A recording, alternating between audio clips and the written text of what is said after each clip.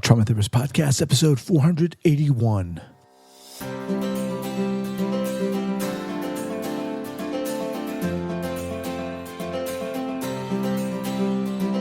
All right, guys, welcome to the Trauma Therapist Podcast. My name is Guy McPherson. My mission is to raise awareness of trauma and to support new trauma therapists just starting out on their trauma-informed journey. I do that through this podcast and my membership community, Trauma Therapist 2.0.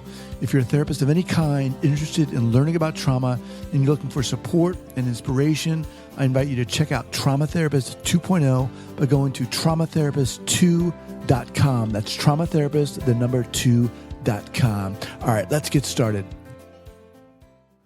This episode is sponsored by Somatic Experiencing. Trauma may be a fact of life, but it doesn't have to be a life sentence. Somatic Experiencing is a psychobiological method of addressing clients' physical and emotional trauma conditions and helps to give voice to their experiences without a need for them to retell their story.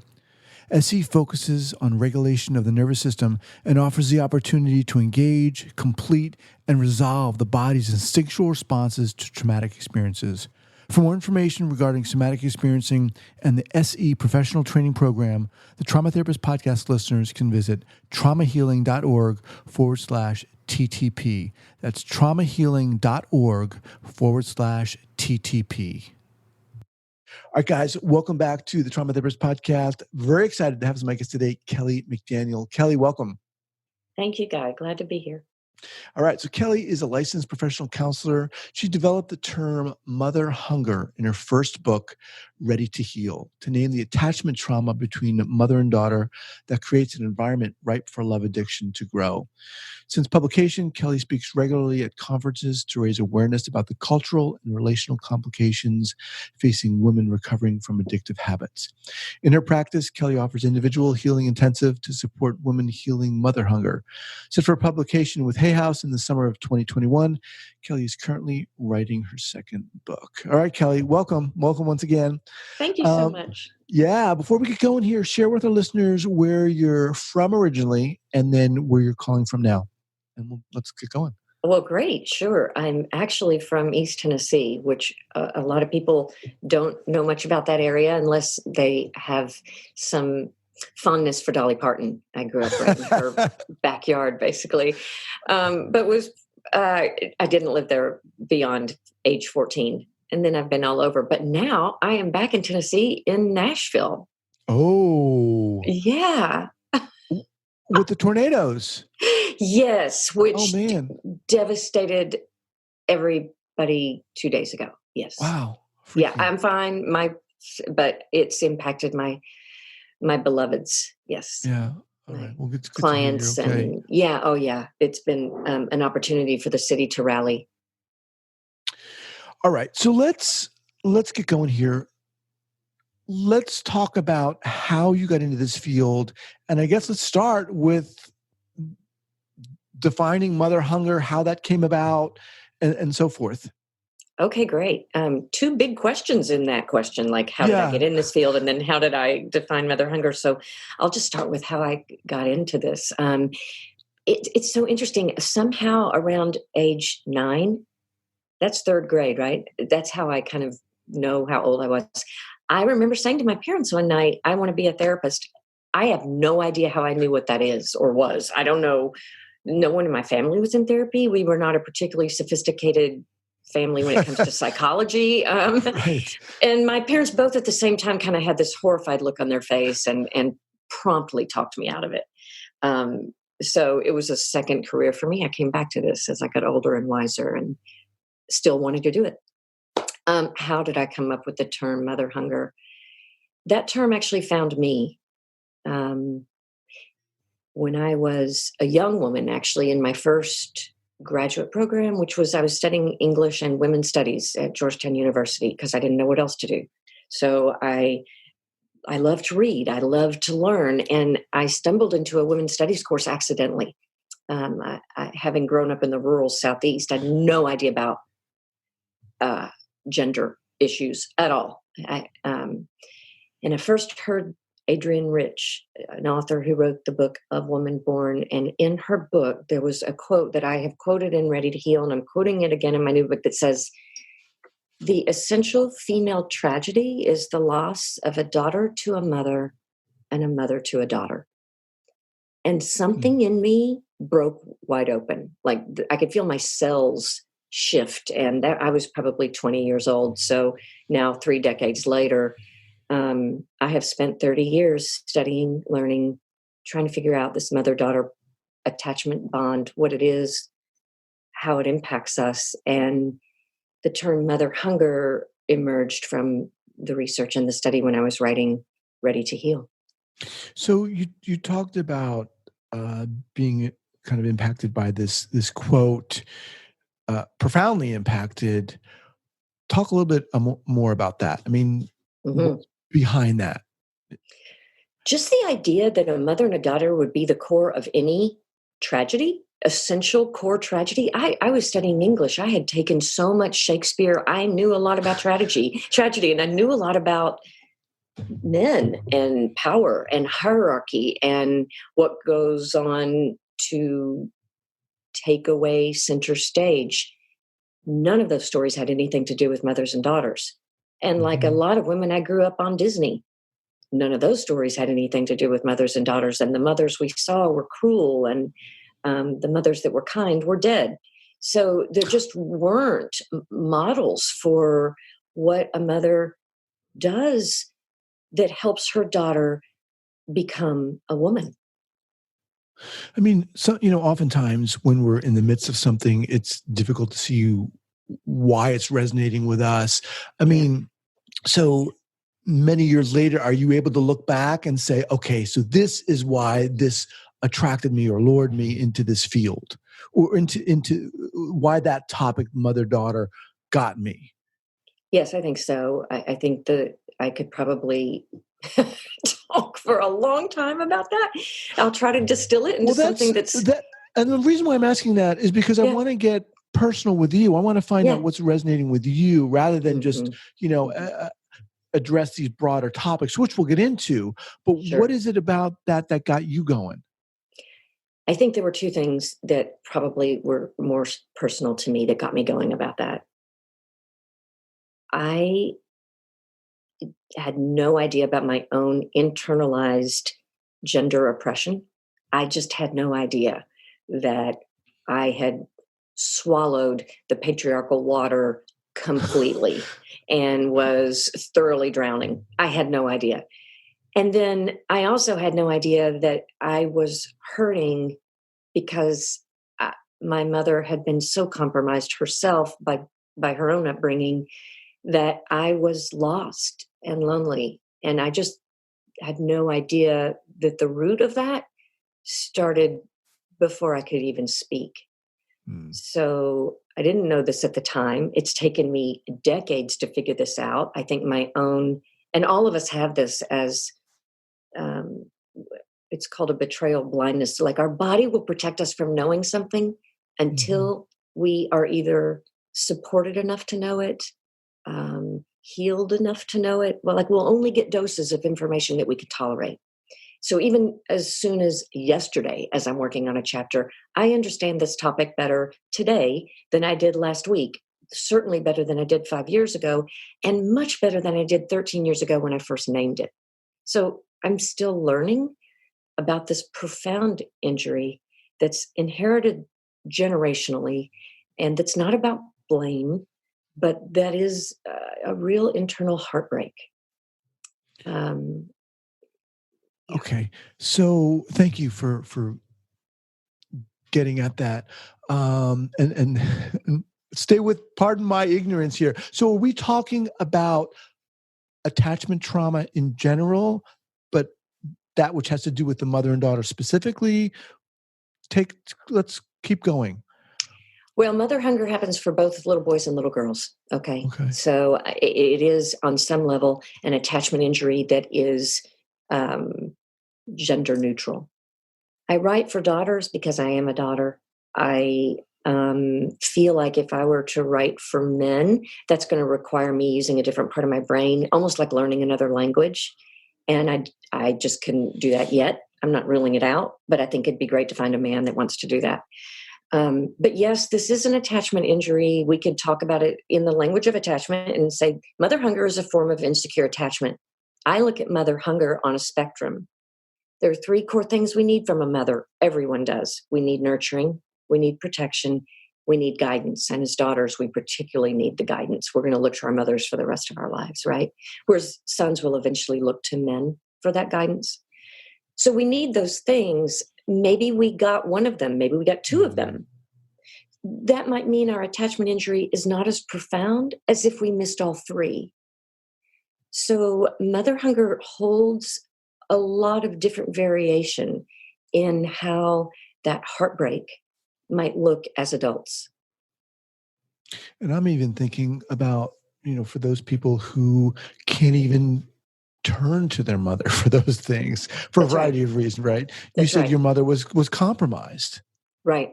I think most women are compromised in patriarchy. Okay. Most women come to the task of mothering with no idea, really, unless they had great secure attachment from their mother.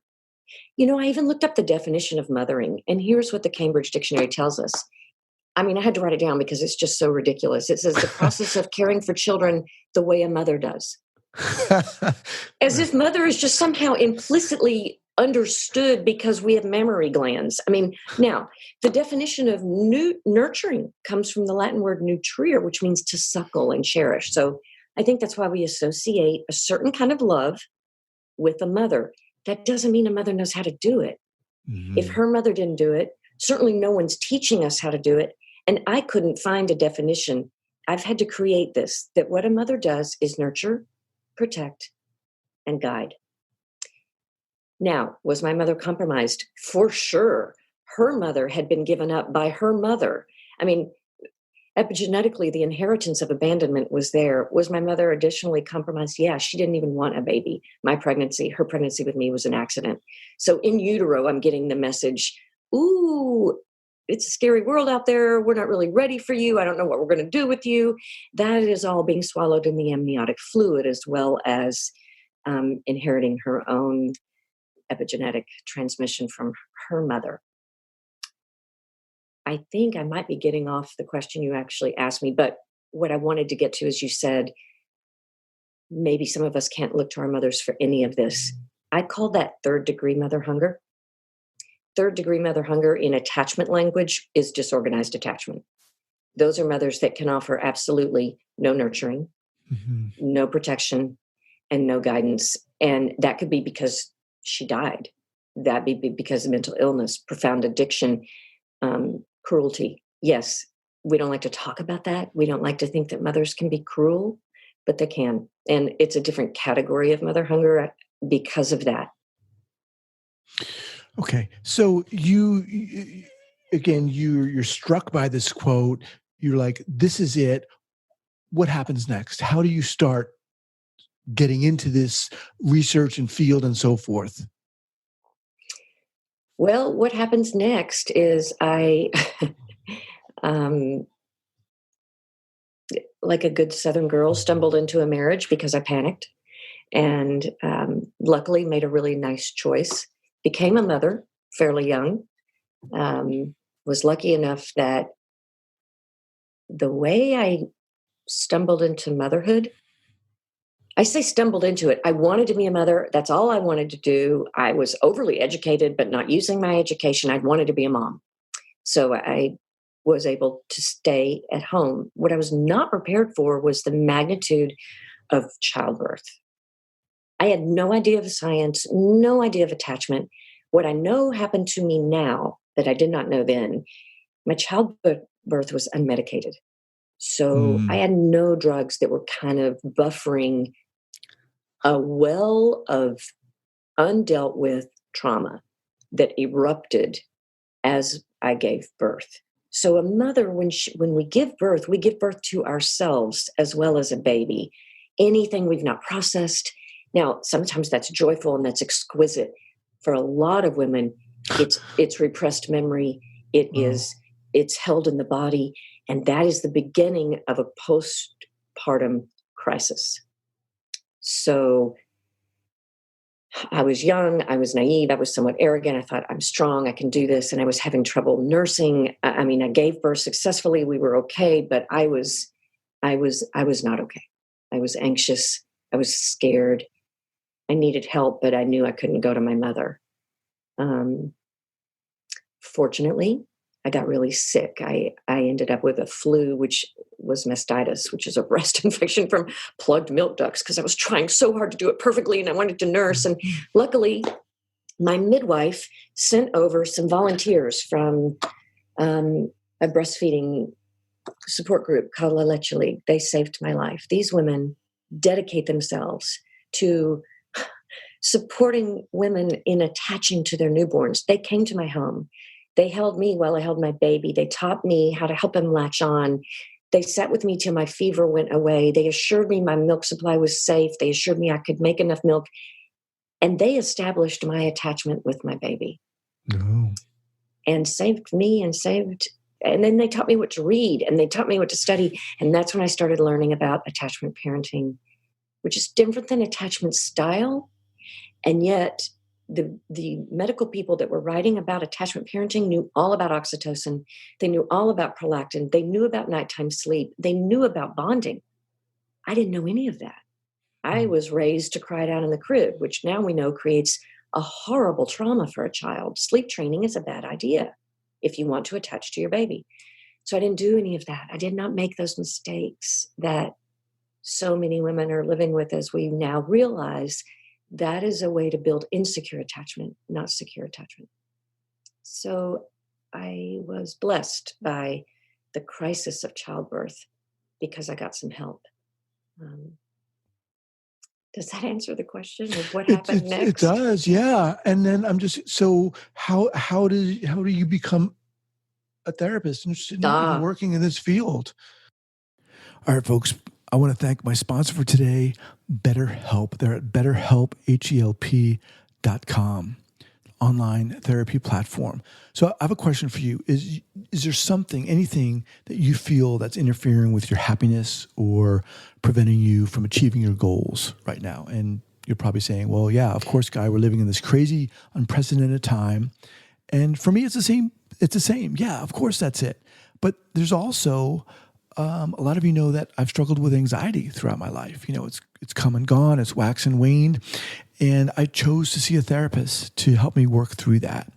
And I'm not completely free of it, but I want to invite you to check out BetterHelp.com. They're an online therapy platform that will help you assess your needs and then match you with your own licensed professional therapist. You can go online, log into your account once you sign up, and send your therapist messages. You'll get back timely, thoughtful responses, and then you can set up weekly sessions either via phone or video. And one of the great things about this is that, a lot of us don't want to get into therapy because we feel, let's face it, we're not going to have a good match, or they're not going to listen to us, or it's just not going to be a good fit. BetterHelp is committed to matching you with someone who's going to be a great fit. So they make it really easy to change therapists if you need to, and there's no fee for that. They have a lot of testimonials up on their website. It's kind of crazy because there's just so many of them, and I just want to share one here. I think it's pretty cool. One person wrote in about their therapist. They said, I highly recommend Sharon as a therapist. She listens with no judgment and offers immediate support and suggestions. I feel safe with her helping me because I know that she is solution-oriented. She's clear, serious, and she's also kind. Not bad. Testimonial there. So look, as a Trauma Therapist Podcast listener, BetterHelp is offering you 10% off your first month when you go to betterhelp.com/TTP. That stands for Trauma Therapist Podcast. So it's BetterHelp, HELP.com/TTP to sign up. You can join the other over 1 million people doing the same thing, taking charge of their mental health and making it happen. All right. See you there. Bye. Yeah. Well, good. So keep in mind, I'd always wanted to do this, right? And so I didn't. I was being a good girl, a good wife, and but motherhood rocked my world. Like, it rocked my world. And after some period of time attaching, and I had a toddler, I realized I had no business. I couldn't tolerate being married. I really didn't have the infrastructure to be married, but it was mortifying to me that I was going to get a divorce. Like, that's not something a good girl Right. does. So here I am in a crisis, single mother, divorced, living in Texas.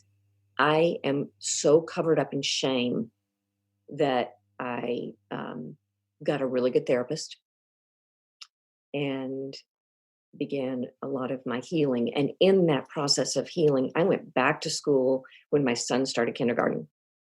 So he and I went to school together. I went back for a master's in counseling. He starts kindergarten, and I sailed through the schoolwork because I was so hungry for the information. I was so ready. I had had some healing with a fabulous therapist, and really I stayed with her till my son went to high school. She helped me raise him. She helped me raise myself. I was studying. I was then doing practicum, and in doing all this, really looking at the inheritance of addiction in my family of origin. My parents had a number of children, all of whom struggle with addiction. I just kept thinking, this is not an accident. This is not an accident. This has got to be related to not our moral fiber. We're all good people. We didn't try to mess up. Nobody's born thinking, gee, I really want to have trouble with drugs, or I think I'll starve myself. I think I'll go ahead and have an eating disorder. So no. So I was determined to figure out what is the root of this, thinking I was going to study eating disorders because that just seemed more obvious to me. I didn't know about love addiction. But in the process of getting more training, I started learning about love addiction, and that was more compelling to me because with a minor in women's studies, a focus on relationships and how the relational cultural model teaches us that as women, what we want more than anything, what we need more than anything is a relationship. Well, if that becomes your drug of choice, what are you supposed to do? If you have such dependency needs on that relationship because you're wounding, and yet you can't really heal without the relationship, how does a love addict, well, first of all, how's any woman not a love addict? And second of all, since we're kind of groomed to want marriage and groomed to want this, and we need it as women, what are we supposed to do when it's toxic? How are we supposed to heal? This kept me up at night. This fascinated me, partly because I was divorced. I was single, clearly didn't know how to do intimacy. Am I fitting into these categories? And many of my personality traits fit with love addiction, love avoidance, intimacy problems. And that's where I was finding some guidance that I needed, even though my therapist was like, what are you talking about? So I needed to write the book because there wasn't one. So that's how I wrote Ready to Heal. Yeah. Let me just remind everyone that I'm speaking with Kelly McDaniel. Her book is Mother Hunger. The term is Mother Hunger. The first book is called Ready to Heal. So who's your target audience for this book? Yeah, great question. Adult women. Adult women who are having challenges with anything, or just in general adult women? Well, Guy, generally women who have secure attachment. These are women that do really well with relationships. They're satisfied in their lives. They have warm harmony with their mothers, aren't drawn to anything I'm talking about. They're not seeking therapy. I don't really meet them. Right. Where are those people? Where are they? I mean, right. I think I met a few in high school and college, and I would just kind of want to follow them around. I remember staring at them like, how did you get to be so wonderful? How are you so calm? How are you so happy? How are you so balanced? Like, they fascinate me. They fascinate me. Those are not my audience. My audience are the other 50%, because what we do know from science, and actually I think these numbers are going to change wildly as we know more. But right now, the numbers give us that about 50% of our population are insecurely attached, whether that's anxious, avoidant, or somewhere on the disorganized spectrum. Those women are drawn to this topic.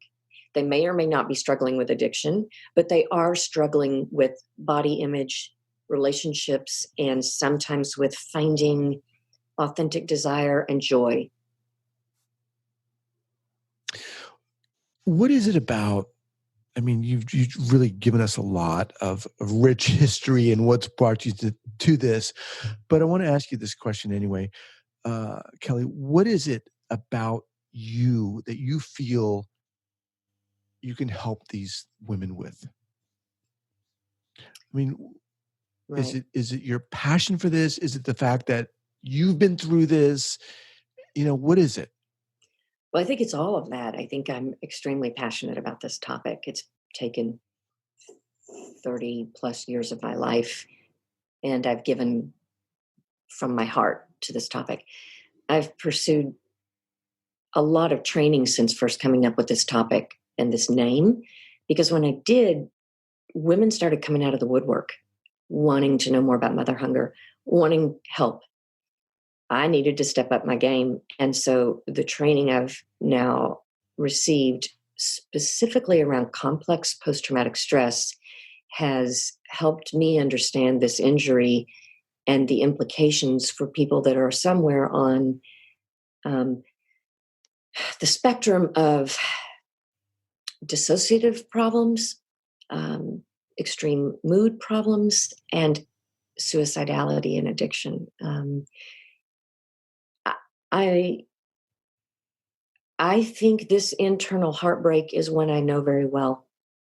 I can feel it every day when I write about mother hunger. There are days I You don't. use that, excuse me, you use that Yeah, the term internal heartbreak. yeah, Some people might associate that with an intimate relationship. This yes. person broke. But are you talking about it in that way or a different way? Thank you for clarifying. Our first intimate relationship was with our mother. She's our first love. We love her voice. We love her face. We want to be in her arms. We want to be as close to her as we can. If she's not able to nurture, protect, and guide, she is our first heartbreak. How our heart is broken by our mother is how our heart will break again and again and again with our friends and with our lovers. And it is a tragedy, one that I've lived, one that I'm healing from, and one because I'm finding my way through it, I can now write about it. I could not be writing about this if I weren't somehow finding Mm-hmm. relief and a way to then offer hope and healing. I mean, I know this is a difficult question to answer, and it's different for everybody, and everything, all contexts are different. But how do you, I'm not asking you to summarize your book in a pithy quote, but how does one heal from this in a sense? How do you work with women who come to you? Yeah, it's a great question. Um, and I love your question, and I love talking about how to heal. Um, I will I will answer it in two ways. Healing involves, first of all, identifying what was lost. Was it nurturing that was lost? Was it protection that was lost? Or was it guidance that was lost? Once a woman really knows which piece, we know where to go in and help. Now, it's hard to know which piece without first learning about that. So the first step is really identifying, name it, tame it really applies with this. Um, if a woman's missing all three, we're looking at healing disorganized attachment, right? And that's a much longer healing process than if we're only healing a lack of protection or a lack of nurturing. But I could go on and on about what's involved in healing those things. And if we have Mm. time, I can. But I want to address the other thing you said, which is what do I do or what have I come up with? What kind of to specifically address this wound? And I need to just say that I work with women who have already done a lot of fundamental psychotherapy. They have already been in treatment for a long time. They've already probably wrestled with one or more addictions. So by the time they're ready to look at mother hunger, these women are older. They've got enough healing that their blinders come off and they can see the wound. They're not hiding from it anymore underneath an addiction. Mm-hmm. Or I don't work with women if they've not had therapy. It's not fair. This wound is too primitive. But Mm-hmm. once I do an intake, if someone is ready for this work, I've recreated a dyadic process, a one-on-one process that isn't an intensive, because what I'm recreating is what it would have felt like to be held for hours in the maternal gaze with a safe, nurturing woman in a very protective environment with a woman who can guide. So I'm offering in 10 to 13 hours nurturing, protection, and guidance in a way that feels good to the primitive little girl that's inside each grown woman who's ready to do this work. That's not something that, every therapist either wants to do or can do. Right. I mean, just listening to you talk about that, it sounds so intense. It's extremely I mean, intensive. it sounds so intense. And listening to you talk about, the who you work with, I mean, it's obvious that you've worked through this process, who comes to you, who you work with, who could benefit from, who's ready to benefit from the work you do. Right. Man, okay, it's very intense. So do you do only individual one-on-one work? Okay. Only. Okay. Yes. Earlier in my career, one of the mistakes I made is trying to do mother hunger work in a group. So this was really, I was either too young as a therapist or too unaware of the dynamics that were going to go on. But doing mother hunger work means, and every therapist steps into a mother role as a therapist, right? But then the group of women become siblings vying for maternal attention. And that's so profoundly dysregulating for everyone. And I personally was not good at it. I was not good at it.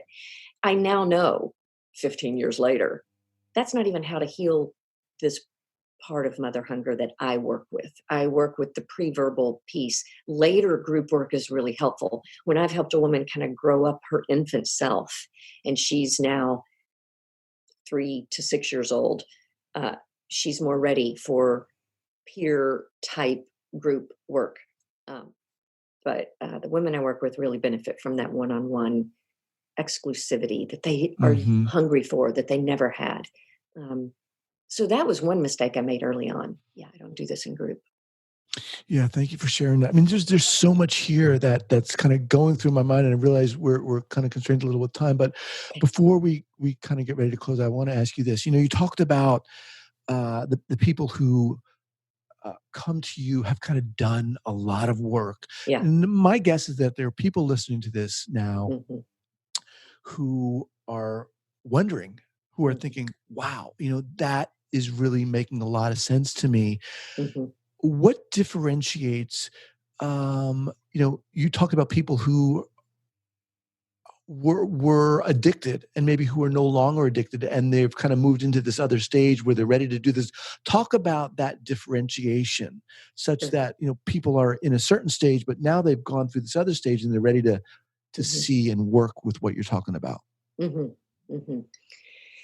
Yeah, that's a tricky thing, actually. And I have learned after doing these intensives now 5 or 6 years, how to do a better assessment and intake process. So I really help a woman figure out, we do it together. Is this going to be an appropriate intervention for you? And I do that using a video like this because I need to watch her eyes to see how often she dissociates when we're talking, because she's going to have hours with me. And if 1 hour in Zoom, I can tell that my presence is exactly what she's looking for, that's good information. If I can tell that my presence is profoundly dysregulating, she's not quite ready, I know that right away. And I'm gonna make other suggestions for her. Most of the people, I'd say 50% of the people who come to work with me are themselves clinicians. I mean, where does the wounded healer go when she herself realizes, I am out of tools, I need help? I've worked a lot with therapists, so they've done a lot of their own work. Many of them, they are over the age of 50 and they are ready. They're ready. But the ones who are not clinicians, I make sure they already have a really good therapist. I've worked with their therapist before she comes to see me. I won't work with someone who doesn't go back home to a therapist. Because whatever's going to come up in 2 days with me is going to need tending. It's not a 2-day fix. Right. All right, Kelly. You mentioned Adrienne Rich. Any other go-to book recommendations that you have for our listeners, whether I do. trauma related or not? Or how about a fiction book that I just love, that I think if people read it and they have mother hunger, they're going to just love it too. This book was not written about mother hunger. I don't think it was even written to be about trauma. I have it right here because I was hoping you would ask. Eleanor Oliphant. Oh, okay. Is Completely Fine by Gail Honeyman. This is the most, okay, and Reese Witherspoon recommended it for her book club. So some people have probably already read this. I think it was supposed to be kind of funny. It is a tragic, perfect illustration of mother hunger. And I don't want to spoil the story by telling you why. Right. But I read this and it just took my breath away every single page. And my favorite quote from the book is, "Loneliness is the new cancer." And I believe that completely. Third degree mother hunger is like living with cancer. Wow. Again, I'm speaking with Kelly McDaniel. Her book is Ready to Heal. Kelly, what's the best way for people to get in contact with you? Oh, gosh. Well, right now, because I'm on a writing deadline, you can email me, but there's a filter on my emails that'll just bounce it back. And my intensives are on hold. I have a waiting list right now. So I'd love to hear. I'm on Instagram. Follow me on Instagram and like my page. That would thrill me. And I have some help responding there. They'll say, "Hey, Kelly, respond." And I do. It's kind of fun. Right. It's new for me. But yeah. Awesome.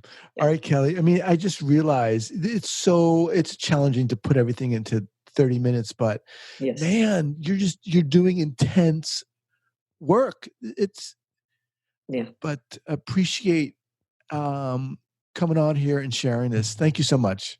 Thank you for having me and for your interest and willingness to talk about mother hunger.